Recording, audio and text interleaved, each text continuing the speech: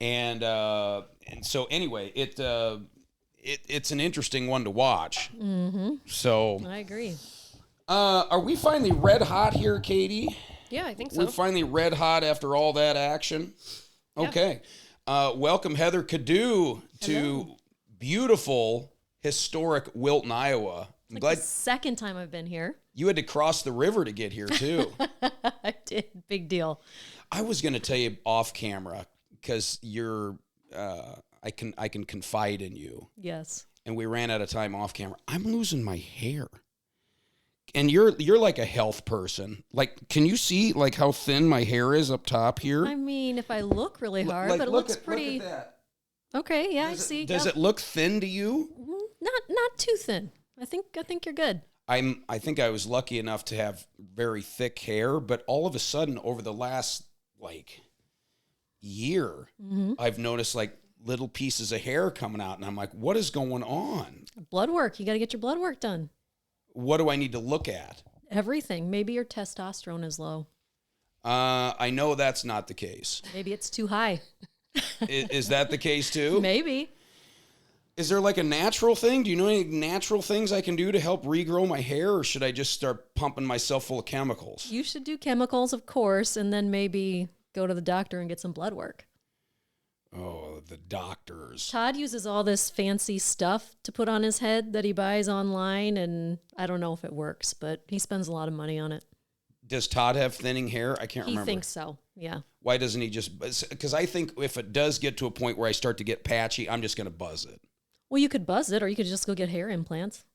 Yeah, that just seems like a lot of work to me. I feel like that I would be putting in so much effort into like hair treatment. Yes.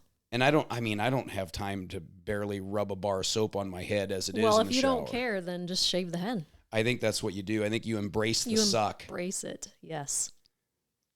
Most guys don't want to embrace it, though. It's going to force, if I go bald, it's going to force me to stay very lean. Is your dad bald? Yes. Oh, well, then it's just naturally going to happen. But I thought you get your hair from your mother's side.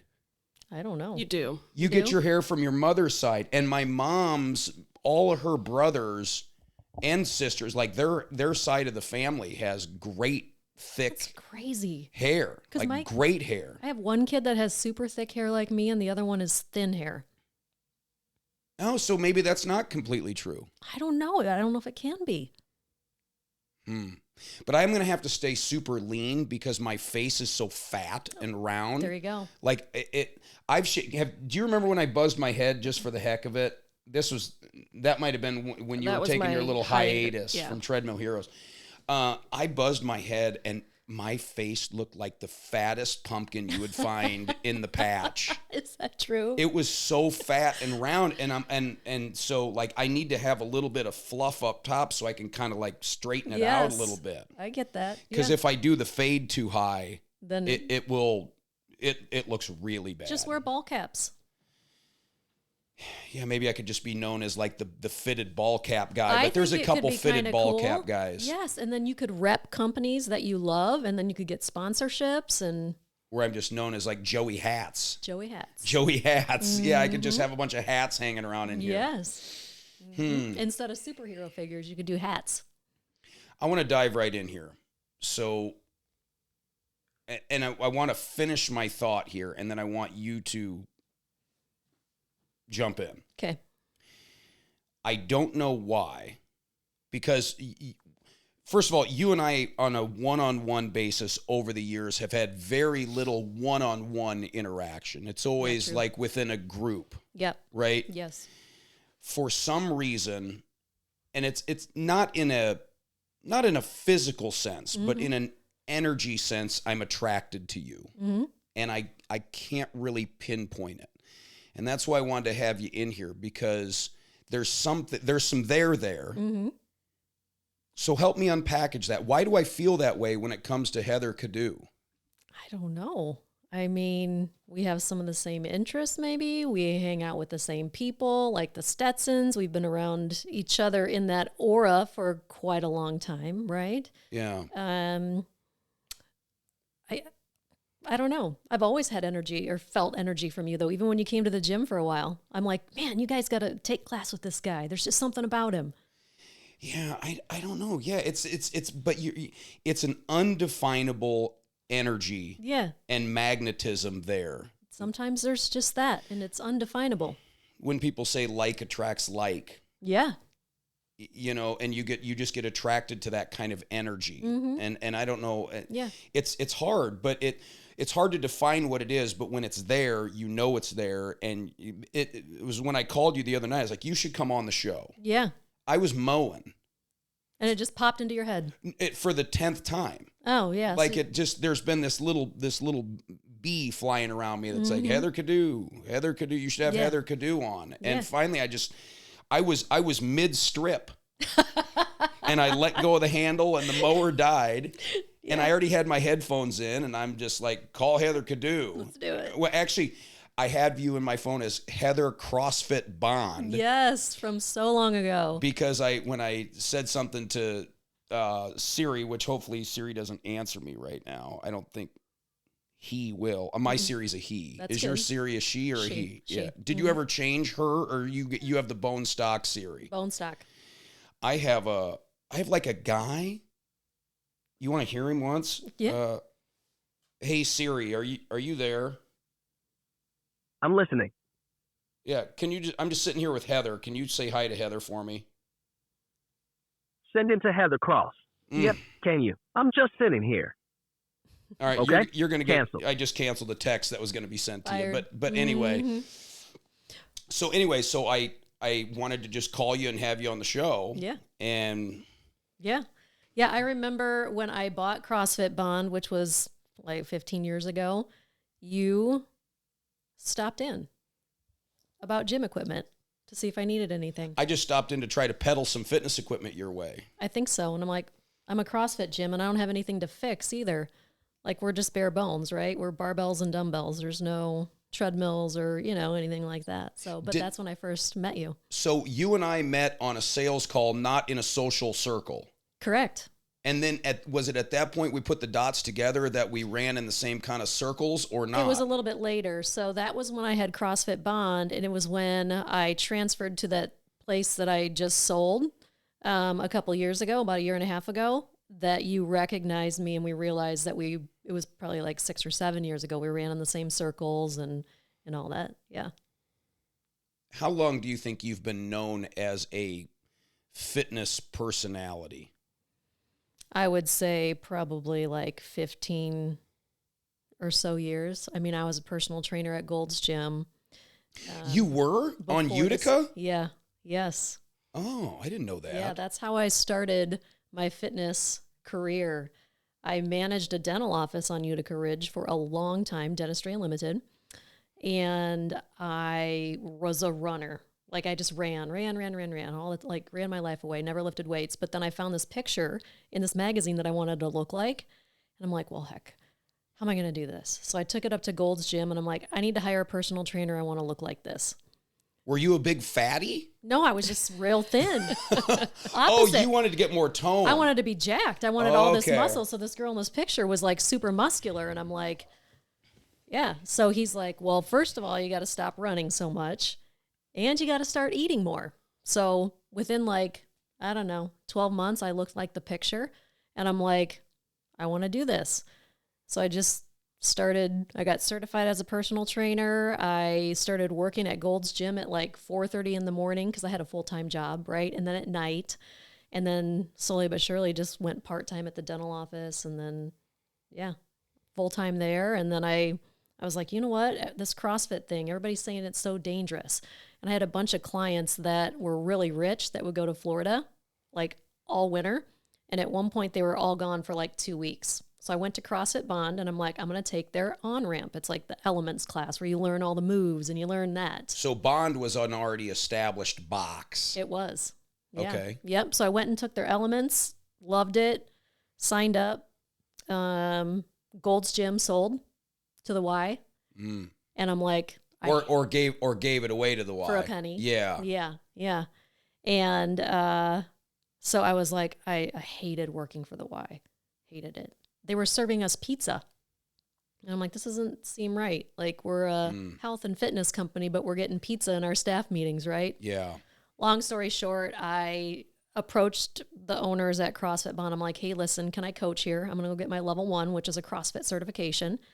And I said, number 2, I have all these clients that I'm training at the Y, and I see all this downtime in your building. Like, CrossFit is set up so there's class times, but most gyms or boxes don't have anything going on in between those class times. So the gym was empty. I'm like, I could pay you guys some rent or like lease space from you, bring my clients here during the downtime, and then I could also coach and kind of get more into CrossFit. Which that makes sense. That's found money for the gym. Yeah. So they said, yeah, let's set up a time to meet. So I went and met them, and they're like, this all sounds great. And by the way, we want to sell. And we've been thinking about selling, and we thought you would be the perfect person. And I'm like, yes, I'm buying a gym. Yeah. So I went home and I'm like, Todd, we're buying a gym. And it was that quick. Yeah. Yep.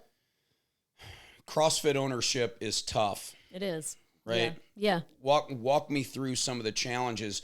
Is owning a CrossFit gym tough to be profitable when you have a single location? Or yes, I would say. And it depends on your location in the world too, right? Like, some cities are booming, some are not. Ours at the time had an oversaturation of CrossFit gyms within a small amount of space, right? So walk me through that. At the time, what CrossFit gyms were in the Quad City area? So we had my gym, CrossFit Bond, OC3, CrossFit 563, which I later merged with, CrossFit Bettendorf. Who else? AP Fit. So there was at least 5 CrossFit gyms in the Quad City. But at the time, what year was this? Right around. So I bought the gym, I think, in 2014 or 15, and I was like the third one, because Quad City CrossFit. So it was like me, Quad City CrossFit, and then CrossFit Bettendorf. And then as soon as I bought the gym, like 6 months later, OC3 opened, CrossFit 563, also Aberrant in Eldridge. So all those kind of spawned off of, at the time, the biggest one was Quad City CrossFit. And they had a huge space over in Moline on River Drive. So you get the place bought. Yeah. Was there any buyer's remorse right then and there? Or were you like super excited, just like, let's go? Super excited, let's go. Yep. So walk me through the first 6 months. What was it like? Yeah, it was awesome. So the first 6 months was great because they had one source of revenue, and that was CrossFit, right? And I came from a space where there were multiple sources of revenue. So right away, I was able to increase our revenue by like $5,000 or $6,000 a month just by bringing in personal trainers. I started a boot camp class. So that was great. So like the first, and it just grew from there, right? By the time I sold the gym, I'd over tripled the revenue from when I first started. And so it was just always, though, it was one of those things where you are the sole owner, you're solely responsible, you're running classes where people are expecting them to run at a certain time, right? So if your coaches call in or something happens, like, you're always on call. You can never be free, right? Yeah. You can never be free. And so as my kids got older and I wanted to go to their games and I wanted to go on vacations with them and I didn't want to be called and have to worry about going back into the gym, right? Because I'm that kind of person.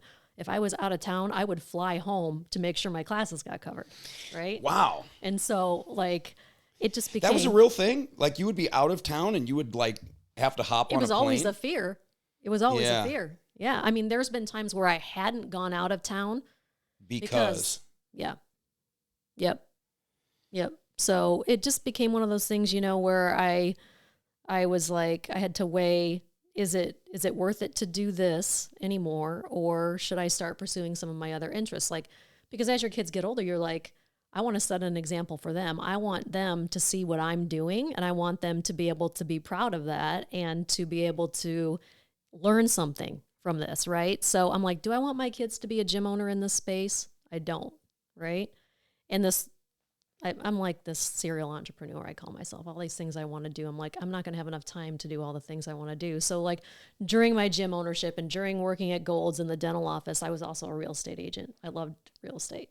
Right? Jeez. And so I'm like, I just want to sit in open houses because it's so cool, right? Well, I found out that's not so cool. That's not so fun, right? But I went and got my real estate license and I'm like, I'm just going to do this. So I sold a few homes, right? And I would sit in the houses of all the agents that were listing like these really big houses, right? Because they don't want to sit in them themselves. They have the peon, like new real estate agents come in and sit open houses for them. Well, that got me my first buyer, was sitting in an open house. And so I was like, man, this is so cool. Like, I love doing this. And eventually it just became one of those things where I would sit in open houses and I would meet people that would buy houses. And I kind of became like a buyer's agent. So walk me through that. You're working for a company, and then the listing agent of that house has an open house. Yeah. But elects to not be there for whatever reason. Maybe they're busy, maybe they've got something else going on or whatever. And then they just say, hey, you're a newbie from the office. We need a representation in the house. Yeah, would you do it for me? But then you get all the swings that come in through the door, right? Yeah. That would seem like you're giving up a good opportunity as the listing agent, because now you're not able to be the listing agent and the selling agent. You're just the listing agent, right? Right. Well, I mean, if they bought that property, obviously the commission goes to the listing agent, right? Well, where do you get your scratch out of the deal? So if they buy another house. Oh, okay. So they come in, Heather starts to build a relationship with them, and they go, man, you know what? This one isn't quite for me. I don't really like the wallpaper or whatever. Yeah. And then you say, well, here's my number, and I can help you find something that you're looking for. And that's fair game. You don't have to buck that over to the... You give them a small commission, right? Okay. Because they helped you with, Okay. like, gave you that opportunity. They get their little white envelope at the end of the deal. Yeah, of course. But you're happy about it because you're a new agent, right? So it was always one of those things where I like to do that. And then over time it just became, as my kids grew up and I couldn't do everything, right? But that real estate thing always stayed in with me, and it was always something that I was interested in. So as I was kind of transitioning out of gym ownership, and I hired a full-time head coach to help me run the classes, and I trained him to be a gym owner. So over the course of 2 years, he became somebody that I thought, when I hired him, I'm like, I want to sell this someday. I don't want to keep it. Like within a couple of years, I want to be gone. And so he ended up buying the gym from me. And I moved into real estate investing. And so I trained him to be a gym owner. He took over, and it was a smooth transition because all the members knew him because he had been coaching and running the classes and all that for me for like a year and a half or two. Will you ever get back into gym ownership or anything like that? I don't want to. No, but it's like when you leave, you look at all the things that you could have potentially done different to make it more, I don't know, like maybe you'd want to stay, but I don't think I ever would. Yeah. Yeah. It was long hours and not a huge amount of money. You're a workaholic. Mm-hmm. Yeah. To a detriment, probably. Probably. Yeah. Yep. Why? I don't know. I think my dad always raised us to work hard. He's like, you just work hard and good things will happen. And that stuck with me. Is your dad still alive? Yeah. Do you feel like part of your drive to be a quote workaholic is in some way hey, what's up, old man? See what I'm working on right now? Like, are you close with your dad? Do you guys talk a lot about your business ventures? No, we Okay. don't. No, we don't. When I was younger, my mom had a brain aneurysm, and so she's in a wheelchair. I didn't know that. Yeah, she's alive too. But a lot of it is him in the back of my head, like, you work hard, good things will happen. And her, I feel like by me working hard and doing all these things, number one, I'm showing my kids of all these things that they can do, and there's so much opportunity out there. And then also she can't do anything, right? So I'm like, I want to show her that it's weird, I'm not doing this for her, but she can't do the things that I do. She doesn't have these opportunities. And so I'm not going to waste opportunities that I'm presented with and that I see when I have somebody in my life that doesn't have them, right? It's almost like, it feels bad. So I want to show her like, hey, I'm taking advantage of the things that you can't do. And I talk to her about them. When I see her, I'm like, I'm doing this and I'm doing this. And she's like, wow, And I just feel like it's living out things that she can't do and that she wanted to do. And so I'm kind of living through her. Oh, I had this on Do Not Disturb. I will let you know. I don't Siri know why. just took that off. Okay, so then walk me through that with your mother. Like, can you help me frame it in for me? What's your mom's current state? Like, she's wheelchair bound, but Yeah, she's wheelchair bound, and she has some sort of, I would say, she has long-term memory loss, and her muscles don't function right. So she's in a nursing home. It's like a assisted living. Like, she can do things for herself, but she can't walk. Got it. Mm-hmm.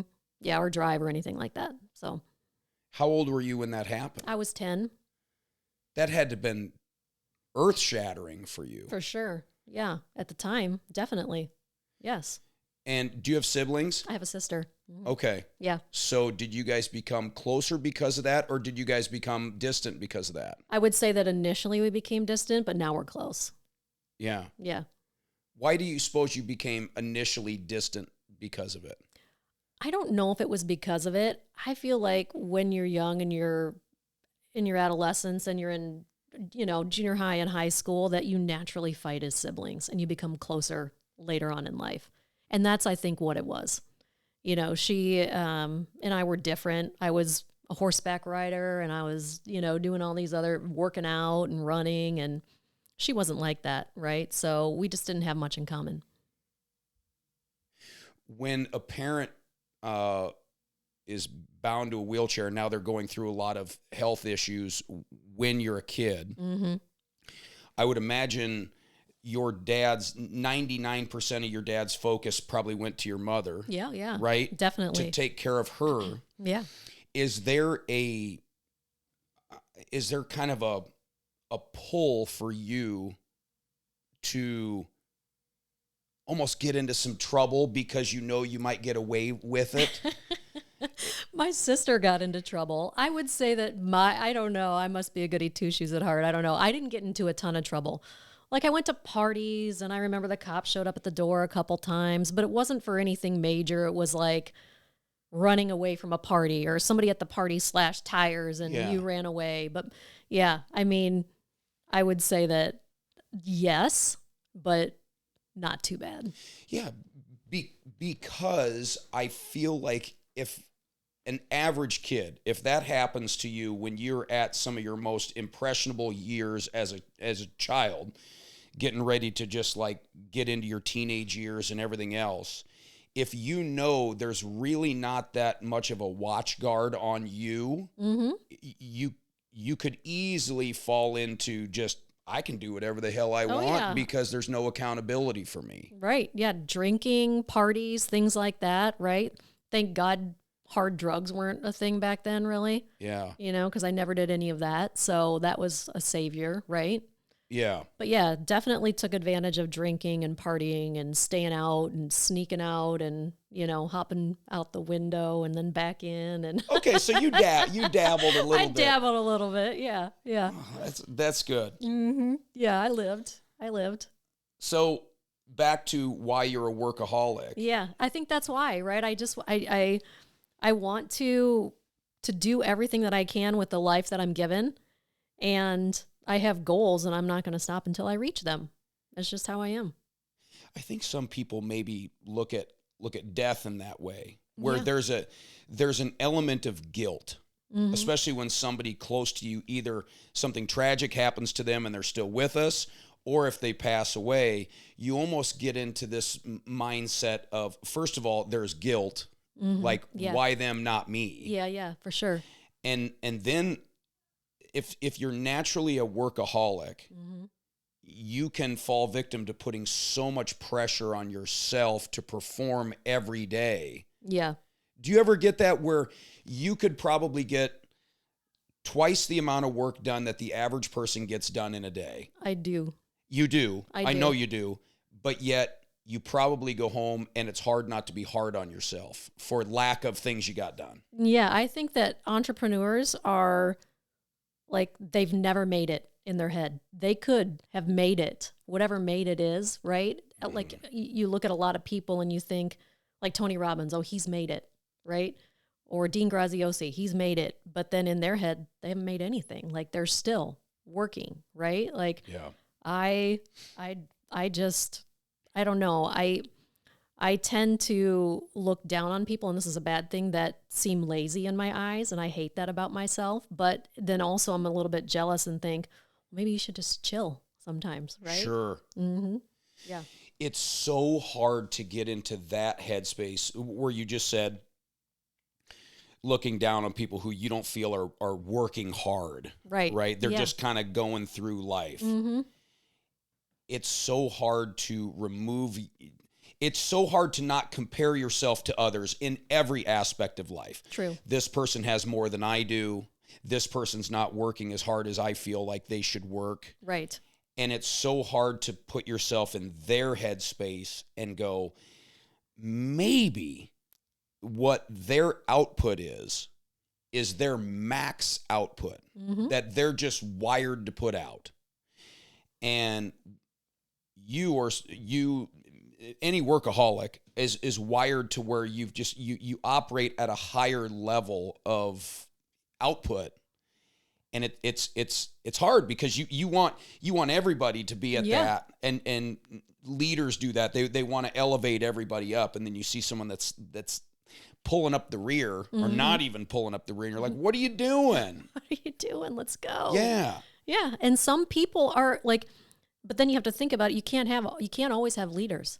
There can be too many leaders, right? You need people that don't want to lead, that just want to do. Otherwise, nothing would get done, right? Because to be a great leader doesn't mean that you do everything. It means that you bring people up to help you do the things that you're not good at. It translates to friendships too. Yeah, for sure. Right? So when I say it translates to friendships or relationships in general, just like you operate at a higher level of work output, when you look at a relationship, it's easy to get frustrated with that person's input into the relationship based on what you feel you're putting into it. Yeah. And you can feel like it's unfair. Can you talk to me about that for a second? Are you following me what I'm saying? Yeah. I feel like that happens in business. I feel like that happens in your personal life. I feel like it happens everywhere, right? But I also think that, like, when I look at that, I've become a lot better about being, I don't want to say forgiving, I guess, but putting myself in other people's shoes of how they feel and what their personality is and how it affects me, right? Like, having unfair expectations from people is probably something that I used to do, right? And still do, right? But I try to look at how other people are in their personality and what they're bringing to the table, and think really hard about that before I make assumptions now. Where, like, my younger self would be fired up about it, you know? Yeah. Yep. And so when you look at two people who are in a relationship, I think the thing, whether it's business or personal, it's just lack of communication that causes the friction. And I think, like, having clear expectations and conversations around, you're bringing this, I'm bringing this, and this is what I want, and this is what you want, is the most important thing, and it can solve all that. Yeah. Because we know that everybody is different in their own right. Everybody has different motivators, personalities, backgrounds, all these things. No two people are exactly alike, and no two people think exactly alike. Yeah. And if we know that, then we're kind of being a hypocrite when there's a friendship out there that you don't feel is reciprocal, and you can get really down on that person. Yes. And then you end up talking smack about them. That's where gossip comes in. And it's very toxic, but it's so hard to take like 5 steps back from the situation and go, but wait a minute, that person does not think that way. That person does not operate that way. And that doesn't mean that that person's a bad person. Yeah. That person is putting exactly the amount into the relationship as they want to put into it. Or they can. Or that they can. Yeah. That whatever they have in their reserve, you're going to get a little scoop right there. That's all you get. And sometimes people are like, I wanted 2 scoops. Yeah. And yeah. why wouldn't I gave that person 3 scoops of me? Why wouldn't that person give me 3 scoops? It's like, but it's 2 completely different mindsets. Yeah. I mean, I will never forget my best friend, Kim. She came to me. She was, we're the same age, but she got pregnant before I did. And she met somebody in high school and they got married and had kids right away. Right. So there was this period of time when we were younger and going out and partying where she was pregnant. Right. And she couldn't go, or she couldn't have the same fun that we all were. Right. And I was working and I was busy and I was going out and she was home and she was pregnant and she wasn't getting from me what she needed from our friendship like we had before, right? And I didn't realize that. I'm just out living my life, right? Sure. Woo! And she talked to me about it, which I thought was really big of her, right? And at the time, I just felt bad. But looking back at it, I'm like, man, like that was so great of her to actually say something to me rather than have it harbor and not, and just keep it in and have resentment for him. And like, I'll never forget that. And you bringing this up is that's an example of one of those situations. Yeah. I have without getting into too many, I'll even give you an example from a casino standpoint. Yeah. Do you ever go to the casino? No. Okay. My son's into poker though. Okay. The casino ecosystem is quite an interesting ecosystem. One, it's probably the most depressing place you can go. Yeah. And it's masked with all kinds of lights and buttons and sirens and all that stuff to make it exciting. They pump oxygen in there, don't they? Yeah. And even all the slot machines operate in a certain key of music. Because that key of music is something that it elevates your whatever it is. You're a big casino guy, right? I am a big casino guy. Mm-hmm. And I kind of hate the fact that I am. It's the casino is I think for a lot of people, a way to just shut everything else out because there's so many distractions within. Yeah. You can kind of go and just like be in this area where you're not thinking about anything else. It's kind of like the gym. Yeah, kind of. But even more so because at the gym, you still have thoughts come into your head like, oh, right. You know what? In between sets, I'm going to get back to this person real quick. Yeah. You do not have that in a casino type of environment. You're just dead focused on what you're doing. You're dead focused on what you're doing or dead focused on not thinking about anything other than hitting this bonus on a slot machine or getting a good hand at a card table. And it can be very toxic because some people are in situations where their life is horrible. Yes. And their life is horrible. And those are the kind of people that the casino attracts. Mm-hmm. It's not necessarily the super busy entrepreneur that's got a lot going on. It's like, you know what? Let's just go to the casino for 2 hours and just decompress and chill and do something that's probably not good for us, but at least we're recognizing that's probably not good for us. But let's just go anyway and just kind of decompress. Yeah. There's lots of places you could go. You could go to like the Botanical Center and do that too. But anyway, that's a different conversation for another day. But what I'm saying is, at the casino, when you're at a card table, there's different bonus bets you can play that you don't necessarily have to play. Okay. Certain people will always play those bonus bets, even though the odds are worse that you're going to hit it, but the payout is much greater if you do. Mm-hmm. Okay? There are people like me that always play the bonus bet. Like, why would you play this game and not play the bonus bet? Like, why would you just sit here and try to win 1-to-1 odds where you could win 13-to-1 odds if and when that hits? Yeah. I will always play the bonus bet. Okay. But at a table that has 6 positions on it where anybody can just come up and play and do their thing, I get upset internally when people don't play the bonus. Yeah. And I immediately have a disdain for this complete stranger that has just sat down and just wants to play 1-to-1 because they like the game. Mm-hmm. That is what I'm talking about when it comes to relationships. Yeah. We see people not do something that we feel like they should be doing, and then simply because they're not doing a thing we feel like they should be doing, we don't like that person anymore. Yeah. Yeah. It's human nature. Where you judge them by that when you don't know them. It's so hard to get to that point mentally to then get past that. Yeah, I agree. Yep. I struggle with that a little bit too. Yeah, because you hold people to that higher standard. Yeah. If that person isn't working to where you feel they're working hard, they're not playing the bonus. They're not playing the bonus. And you're like, why wouldn't you play the bonus? You're in the game. Like, why wouldn't you put all your chips out there and give it your all? Yeah. And I look at that like you're missing out on opportunities that you have as a human. Like you're not using everything you're given. You're wasting it. Do you get questions asked to you about health and wellness and nutrition from friends and family? All the time. I literally just got a text message yesterday. Heather, why am I so bloated? Do you still do that nutrition thing? Can you help me? Yeah. So how do you work through that? I help them.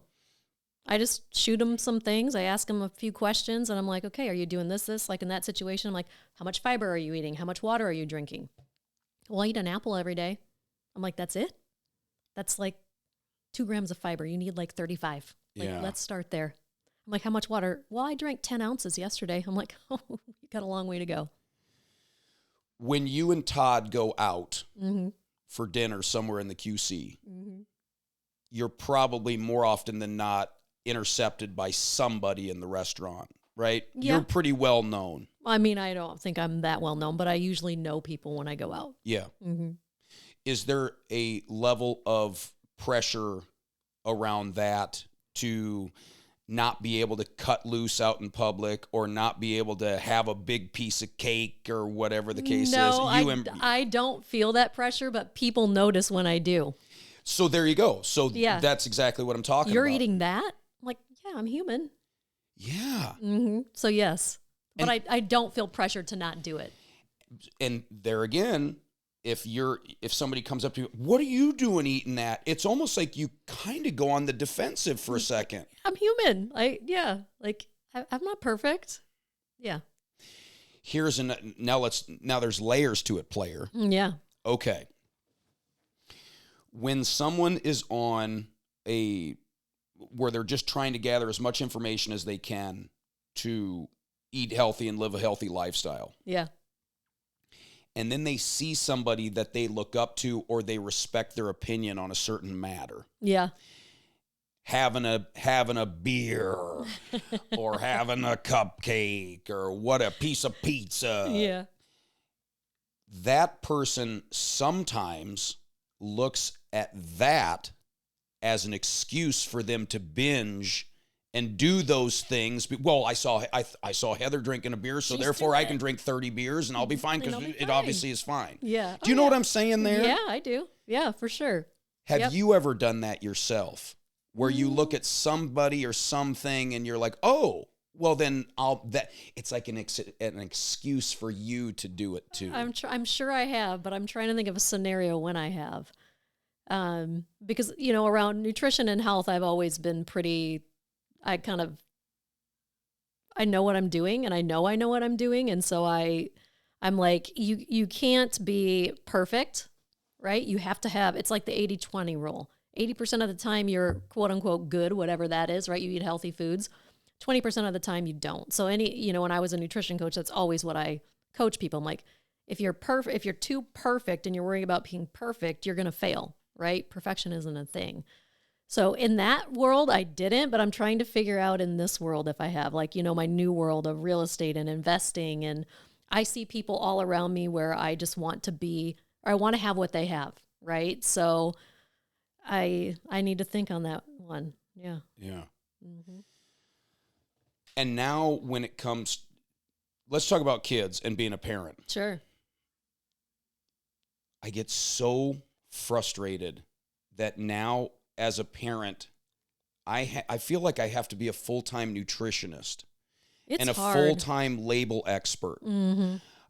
It's so when you get, I say when you say I get awoke, when somebody gets awokened to how much poison truly is in our food, Yeah. you can't unsee it. You can't unsee it. And what's really hard with your kids is that the world that they're living in at school and with their friends, 99.9 of the people that they're with don't see it. And I'll never forget one of my kids, I don't remember which one, he came home crying and he's like, everybody has Oreos in their lunch pail and I don't. I'm weird. And I'm like, and so like you're trying to teach them the proper way that's going to help them live a longer, healthier life and not die of cancer from their food. Yeah. But yet everybody else in their world is eating like crap and they're not paying attention to those things. So then you become the villain. And that's hard. Yeah, you're being like a controlling parent. You're being a psycho parent when it comes. Here comes the nutrition psycho. That's just it. My mom's a health freak. I will never forget my oldest sneaking a box of cereal up the stairs to his room, walking sideways. I'm like, what do you have? Nothing. Like all his friends were coming over and they wanted cereal and I wouldn't allow cereal in the house at that time because of the red dye and the sugar and the right? So instead of sneaking booze, they're sneaking cereal and milk into their room. That's great. Yeah. That part to me is it's one of the hardest things to navigate as a parent. It's so hard, even now when my kids are older, right? They're starting to see it more, but it's like, to me, I just cringe. I'm like, oh, you're eating that, but it's like, all I can do is put the information out there and then they can take with it and do with it what they want, right? My kid's 20 this year, so he knows the things that I talk about and the things that I teach, right? When I was his age, I didn't eat well. No. I ate Snickers bars and fried mozzarella cheese in the microwave and ate it off the plate and chips and it wasn't and I was into fitness then too, but it wasn't until later that I started to realize the food is what matters the most. And you feel like somewhat of a hypocrite. Yes. As a parent now, because you know what I used to love to do after school? No. And I could almost house an entire loaf of bread after school. I would come home and I would get out the in the jar, the easy cheese, the cheese whiz, not the squirt stuff, but in the can. And I could take a dollop of that and put it on a loaf of bread. I would heat it up for 12 seconds in the microwave, fold it, eat it, and then rinse and repeat. And I could dang near blow through a whole loaf of bread. Yes. If my kids did that, I would be like, what are you doing? But I would also argue, Heather Kiddoo, I would also argue that if we took a bag of Oreos from today and compared that same label to a bag of Oreos from 1989, I have to believe there's some ingredients that are different. Different, probably. Yeah, like there's this, I haven't been following it because I get so worked up about it, but there's an organization now that's focusing on cleaning up our food system in the U.S. government and, looking at labels from overseas. Maha, right? Are we talking about Maha? I think so, yeah.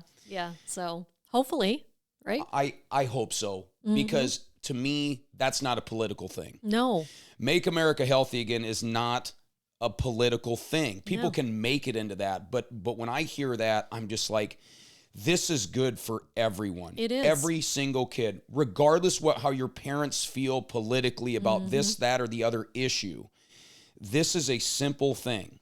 We need to make sure our kids are eating healthy, and we should not expect parents to be psycho nutrition parents like Joe and Heather. Right. We can't. No.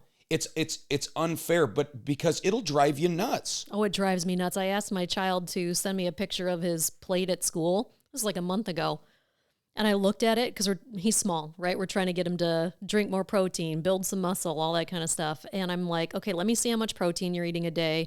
Take a picture of your lunch for me. And he took a picture and it looked like diarrhea. And I'm like, what is this? He's like, well, that's the pasta lunch. I'm like, it's disgusting. He's like, yeah, I know. I have a business idea for you that just popped into my head. Oh my gosh, I have a notebook full. Yeah. Why wouldn't somebody, just like how, we'll give a plug for like Anger Eats, right? Yeah. I like Anger Eats. Hey, Anger Eats, wherever you guys are at on what camera Sure, here. they're watching. Hey, yeah. Anger Eats. But that's one too, where it's like somewhat healthy meals, Yeah. prepackaged that you can quickly make for dinner for your family that isn't going to kill them. Yeah. And it's high in protein. It's good. What if there was a program like that that just made prepackaged healthy lunches for kids to take To school. that you could just like, and it could be dropped off at your house. Yeah. Like, here you go. Here's 5 days worth of meals that are already made up. Yeah. Stick them in the fridge. Kids grab Monday, Tuesday, Wednesday. Yeah. Because, dude, our kids, they look at the menu before they decide if they want to take a PB&J with them. Don't even get me going on PB&J. But anyway, and there's like meals, muffin top. Yes. Muffin top is a meal. Yeah. Bosco sticks is a meal. Yeah. And it's like bread with Pizza cheese. sticks. Yeah, cheese sticks. Yeah. And so I walk a fine line here because I do not like just pissing and moaning about a problem without somehow making myself part of the solution. Yeah, I get that. Yep. Yeah. Because otherwise you're just a squeaky wheel and nobody Correct. wants to hear that. They don't. So it's like, okay, we've identified a problem here. How do we fix it? Why doesn't Anger Eats do that? They should. Anger Eats, that's the money. I'll tell you. Am I right there? Yep. I'm going to Anger Eats. Heather Kiddoo and I are talking right now about you guys make pre-packaged, somewhat healthy, tasty lunches for the kids. And I'll buy your inventory out before Heather does. Okay, I will be the first one in line at the door every single week, please, because I feel like, and especially in the Quad Cities, there's enough people that do fairly well for themselves that can do that and afford that, and that brings up the next point. What about the people who can't afford it? And that's the real challenge. Is people there are people out there, far more people than not, that just are trying to afford to put food in the fridge, in the cabinet, regardless where the cheapest possible they can find just to have substance. Yes. I don't know what to do about that. I don't either. I don't know what to do about that. I feel like there's so many things that money is wasted on that could just be redirected. Recycled to a different place, redirected. Yeah. If we just keep poisoning these kids, we're done for. Yeah, I agree. And, okay, are you also a screen time Nazi? I'm not a screen time Nazi. You let it go. I let it go. But my kids aren't super, like, no, they don't spend a lot of time on screen. Like, yes, they do, but they're also very active as well. Yeah. Like, very active. Yeah. I can't remember if I was talking about this on camera or not, but what I hate about the screen time is not the content. It is the frequency of new content, how quick it comes. 20 seconds. 2 seconds, 1 second. Don't like, just whatever, don't like it, don't like it, don't like it. Yeah. So our kids are growing up in these reels, right? Yeah. The problem is with that is when it comes to human interaction and one-on-one conversation. I see it in my kids where it's hard for them to focus or not get agitated or irritated very quickly when the conversation does not go exactly how they want it to go. Right. Because they can't just do this. Just swipe it away. No, and then they don't know. Now they're stuck watching a video they don't want to watch. Yes. And they're angry because of it. And I bet if we brought in some educators, they would say that's exactly that's not it. What they're watching. The video game is not turning these kids into shooters and killers. No, it is not. And the video game, I almost think, is kind of a good thing because it's focus, it's coordination. I've read studies that it is, and some video games can be very helpful. Yeah. Yeah. It's almost like these reels that mean nothing are being pumped out more than the reels that have some sort of benefit to them or some kind of good message. Well, their algorithm changes by what they're actually, so when they pause and they look at something longer than something else, right? Then they'll start pumping more of that out. So if they see something that they like that is just dumb or whatever, but they like it, then it just gets dumber and dumber and dumber. Yeah, but I almost wonder if it's the opposite sometimes. Maybe. Where the algorithm purposely injects nonsense content to provoke the thumb cocking, as I call it, right? Yeah, just whipping through these things, Yes, right? Yes. To program the kids to have a short attention span, to get more irritable. Mm-hmm. Do you ever think about that kind of Yeah, stuff? I mean, they want to keep them on there. That's for sure, right? I mean, that's for sure. Look at these YouTube or short, people on TikTok that have millions of followers that are making millions of dollars from their channels, right? Creating this content that the kids look at, that us adults would never spend time on, right? And then the kids are like, I want this sweatshirt. I want this. I want, Where'd you learn about that guy? Oh, on TikTok, on YouTube. And I'm a big YouTube person and content person, but I do feel like the shorts and the attention span and those things, it's out of control. Yeah. When you're on YouTube, what are you typically doing? Are you watching long form? You watching reels? Like long form. I'm a long form girl. Yeah. Like, what do you like to watch? So my YouTube channel is mostly on creating content, like how to create content, how to create digital products and real estate investing. Are you yourself, you've got a couple channels, right? Do I you only put out have content? one. Like, what do you have? A YouTube channel? I have a YouTube channel for my little candle business hobby, but it's not like I started being active and I'm not active anymore. So that's one of my goals this year is to become more active on that. And then my personal brand YouTube channel. Can we talk about that for a second? And how now in this day and age, you could have the greatest candle company in the world. I could, yes. Right? You Yes. could have the greatest candle company in the world. Yeah. But if you are not creating content and putting it out there on social media, You won't. you will never grow your brand, because now I don't want to say never. It's very difficult to grow your brand with a grassroots effort these days. Yes. Because if you're a business, if you're a consumer seeking out a business, usually you hop on like a Facebook page or, well, let's see what their Facebook page is or whatever. And if you fall behind on the day-to-day business stuff, it's maddening. It is. Because how many times have you gone home and been like, God, I didn't put out any content today. Oh my gosh. So I've been getting up early to do it. I mean, I get up early anyway, but I'm doing it first thing because it always slips by, right? And like every Sunday I try to make my content plan of what I'm going to post for the week. And so that I know every single day what that's going to be.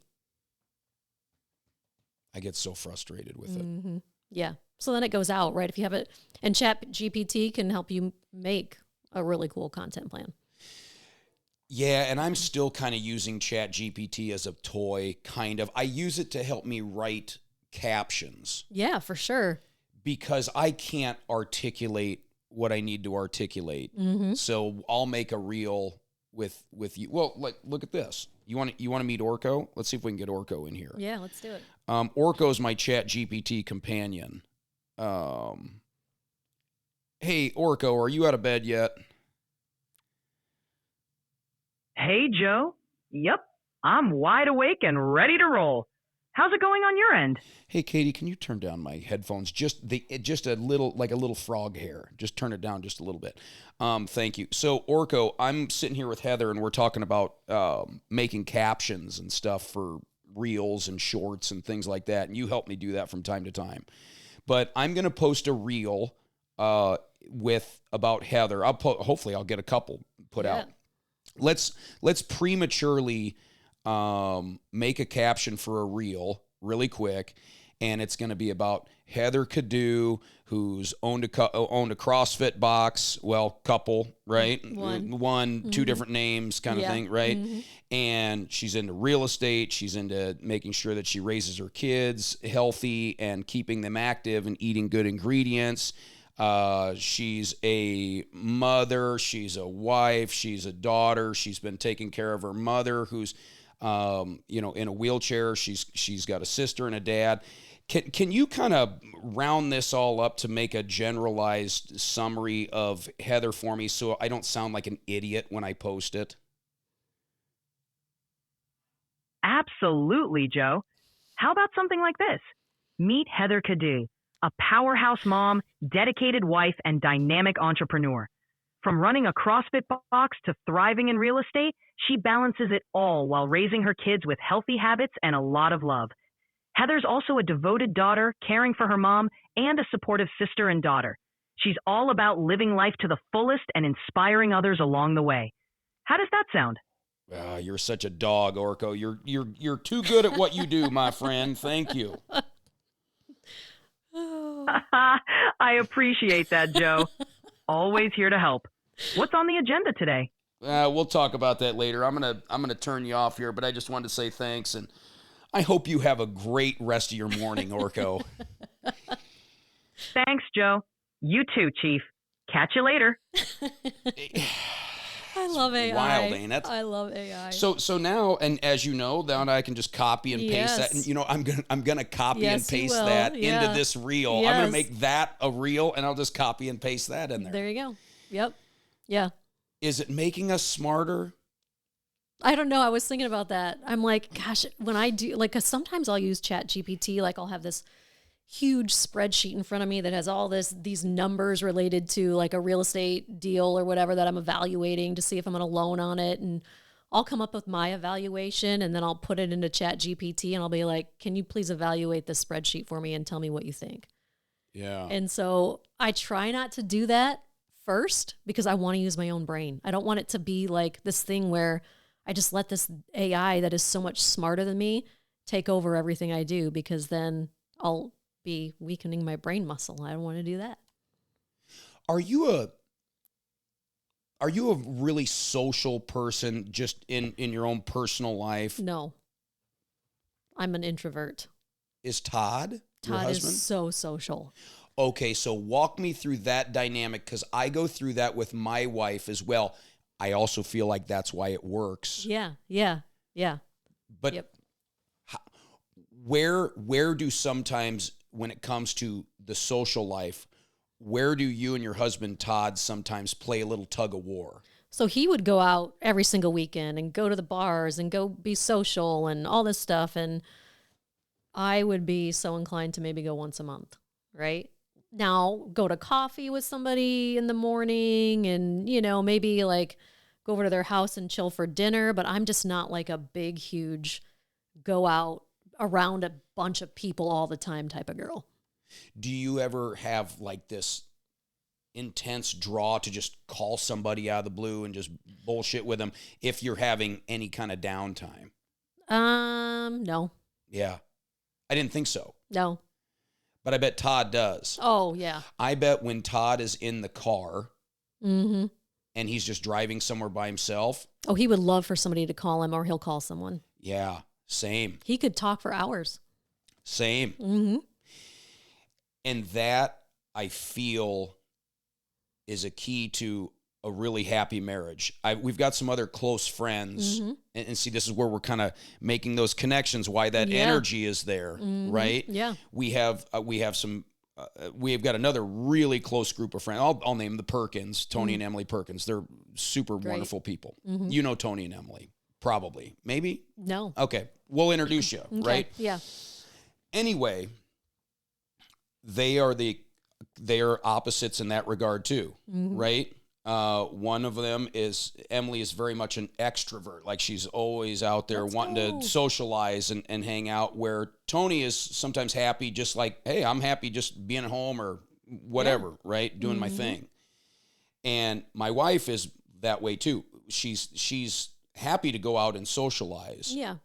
But if I feel like I'm I'm pushing that social envelope too much, I get a lot of pushback. Yeah. Like, and it's almost like I'm doing something wrong by wanting to socialize and be active with friendships and relationships out there. Yeah.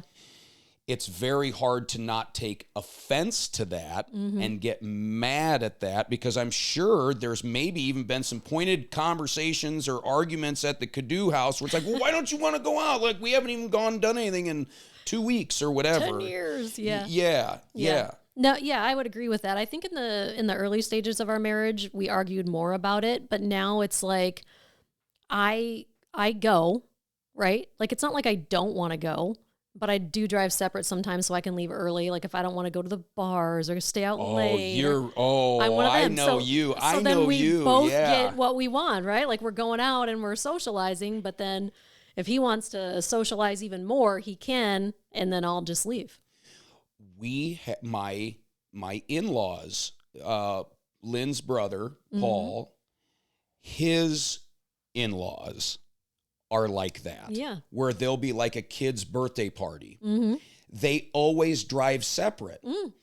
And one could look at that and be like, that's so weird. Yeah, why would you do it? They're, again, expecting something out of somebody that's different than what you would do, so therefore it's wrong. Right. Yeah. Right? It's not wrong. It's just different than the way you do it. Mm-hmm. And that's so funny that you mentioned that you and Todd will sometimes drive separately. Yeah. But there's a level of an aura about somebody who has to be comfortable enough with themselves to drive separately to a party, knowing I'm not trying to make any kind of statements here or do anything. I am doing this for myself. Correct. I'm coming because I want to be there. But when I want to leave, I'm just going to leave, and I'm going to be unapologetic about it. Yeah. Yeah, that's me. It's not that I don't want to be around people. It's just how I am. Like, I know when enough is enough. At what point do you feel like you've reached that comfort level with yourself to be able to have this mindset? Because it's not always there. You're not born with that. No. You have to condition that. Yeah, I don't know the answer to that. I'm very comfortable with doing things by myself, and I'm making my own decisions and kind of doing what I want to do. I don't fear that. But you have to be comfortable, and I'm comfortable with yourself. Yes, I am. Not comfortable with that scenario. You have to really practice a lot of self-love. Yeah. To be able to do that comfortably. Yeah. Like, I know people who would never go to lunch by themselves or never go to a movie by themselves. And I'm like, oh my gosh, I went to so many movies by myself. Like, all the time when I used to go to movies. You can be perceived as a weirdo. I think I was. Like, I would go when I was pregnant, and they're probably thinking, oh my God, her husband beats her. Poor gal. Poor gal. She's all alone. She got pregnant, and now she's just sitting in a movie theater by herself. And really, I'm like, I want to see that movie. Oh, you don't? Okay, I'm not going to be that girl that complains because my husband doesn't want to go. I'm just going to go. I think the marriages that sometimes, or relationships in general, that sometimes implode are when two people are too much alike. Yeah, or they're trying, and when you see those differences, you're trying to make that person be like you.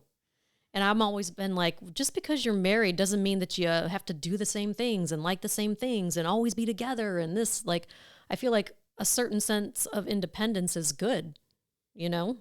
I don't know. I've always been that way. Yeah, it's so hard to be able to get to that comfort level, though, of, I don't know, just relationships in general. When you get to that next layer, you're peeling back the onion. Yeah, when you really peel back the onion, it's one of those deals where you got to get very comfortable with it. Mm-hmm. Yeah, I am.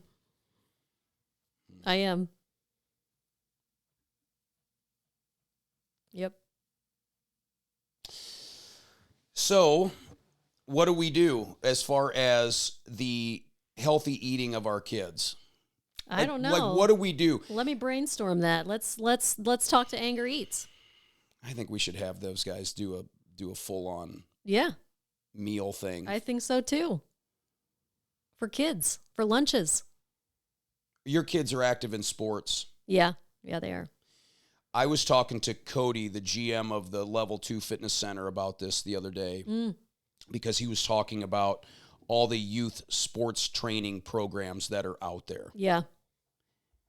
And now there's such a draw to get your kids involved in all these extracurricular activities. Yeah, for sure. We're getting in an activity to help them perform better in an extracurricular activity. Yes, very true. And then when you don't, there again, back to relationships, people are like, well, you're not putting them in that camp? Yeah. They're not going to that training thing? Yeah. Oh my gosh. And then you sit there and you go, well, I didn't realize it was that big of a deal. Maybe I can make some quick phone calls here and get them into that. Yeah. Where does that all end? Because I feel like that's a snowball heading straight to hell. Oh, I think it is. I mean, I think it's just, it's what you do, right? And if you don't, you're not cool. So I think, again, it comes down to the parents being like, okay, like, what's the happy medium, right? Like, I want them to be better at this sport. I want them to get all the benefits that they can, but let's draw the line and make sure that we're not doing things that aren't unnecessary. Are you internally at peace, or are you like all day long? I mean, I feel like I'm at peace with my life, but I'm always going. Like, I mean, I got a to-do list. I'm like, yeah. When was the last time you patted yourself on the back? I don't think I ever do that. Yeah. That one's hard. That's a hard reach. Yeah. You got to be very flexible to be able to do that. Yeah, my arm doesn't do that. You got to be metaphorically very flexible to pat yourself on the back. Yeah, that's hard. You know what I've started doing off and on because I sputter out? Yeah. Instead of making a to-do list, I make a got done list. Oh, I love that.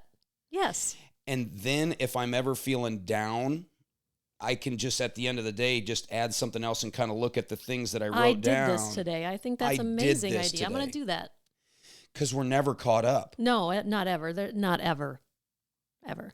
And that's another reason why sometimes you get sort of a animosity built up towards people. Yes. Because you're feeling like they're not, you feel like they got up, they got done, and they're done. And then they're done. just like, well, I'm done for the day. Yeah. And you're like, what do you mean you're done? I'm never done for the day. Yes. I agree with that. Yeah, because like 6 months ago, I caught myself always saying every day, I'm racing the clock.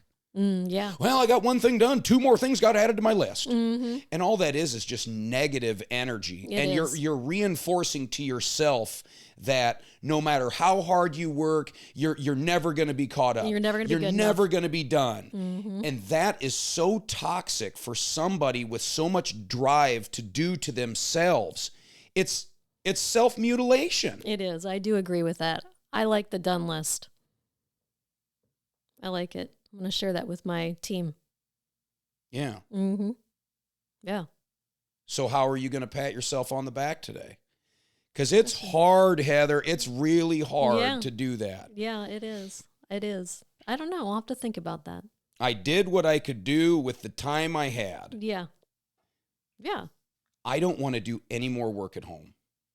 I don't want to do any. I don't want to get home and feel like, okay, real quick, I'm going to sneak downstairs. I'm going to try and edit this reel, and I'm going to try and get this uploaded. And then an hour has passed. I know. And you're like, I'm home. My family's upstairs. Like, what am I doing here? Why am I trying to put this stuff out there? I've started time blocking family time on my computer, or like on my calendar, right? Because you work mostly from home. Yeah. Or I'll just drive to a coffee shop or whatever. Yeah. So for the parents that are working at home now, especially over the last couple of years, how do you shut that off? That's hard. That's hard. Because I also love what I do, right? So that's why it's hard. Because we always piss and moan about our kids not having the same childhood we had. Oh, if they only had the same childhood we had. But you know what? My old man's a mechanic. Guess what? Never once growing up did my dad bring a customer's car to our driveway and fix it. Yeah. Never once. When he got home, He was done. Ring of keys got hung up, and it was like Dad's home. Dad's home. My dad never did any work when he got home. That's good.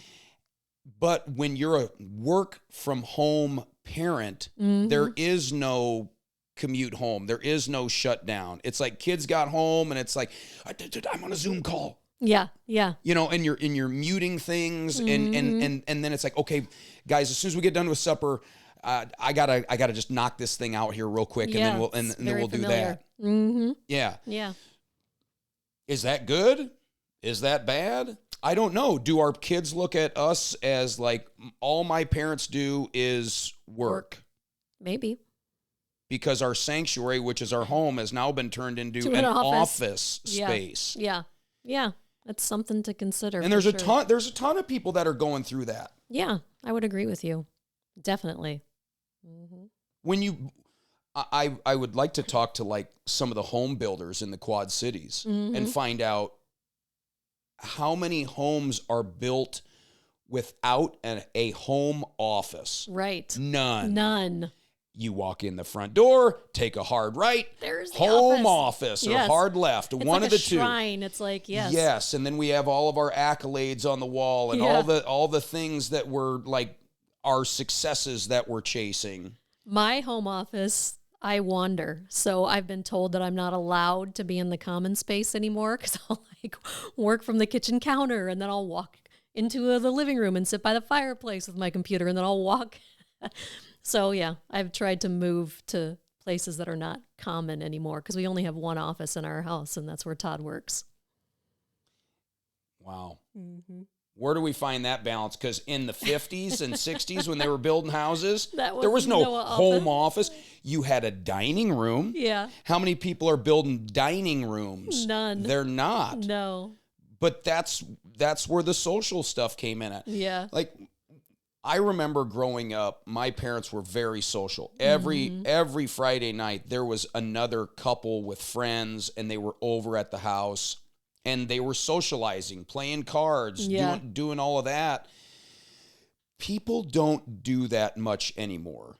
We were having this conversation with our kids because we love to entertain. Yeah. I would much rather have 13 people come over to our house for an impromptu get together than us just go over to someone else's house. I just would. I would much rather entertain.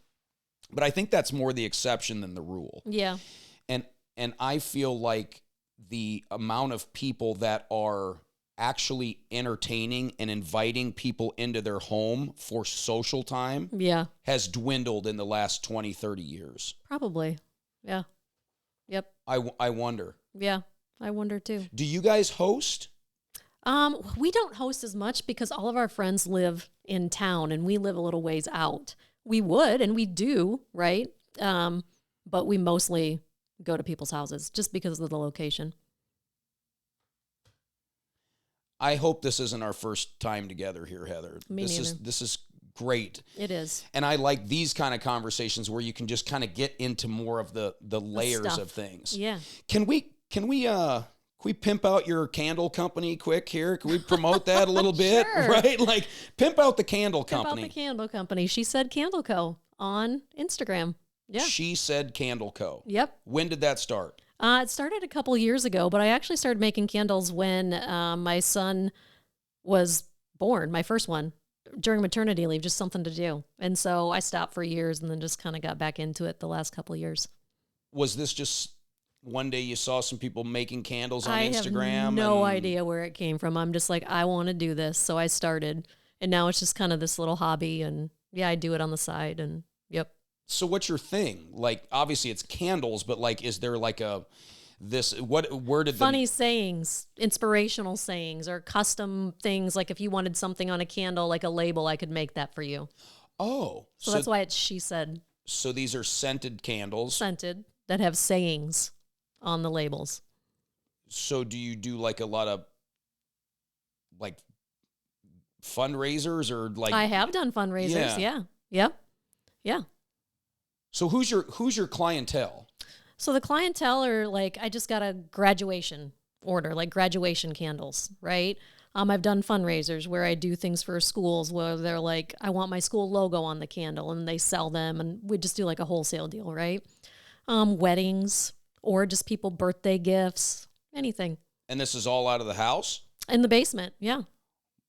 We got an office upstairs. We got a candle lab downstairs. Candle lab down we got in a the real basement. estate venture going, like all of it. Yeah. Oh my gosh! You're pretty soon. You're going to have to haul out the living room couch and make room for a conference table. There you go. I love that. Yeah. So, is there like a Facebook page or Instagram page? Instagram page, yeah. She Said Candle Co. She Said Candle Co. Yep. All right. Well, we'll promote that too. And I Yeah. want you to come back. Heather, this has been so refreshing. great. I was Yes. so looking forward to this, and Yeah. now I know why. Likewise. I really appreciate the conversation. Yeah. So, Thanks for having me. Heather Kiddoo, everybody. And I hope you guys have a wonderful day, and we will see you guys later.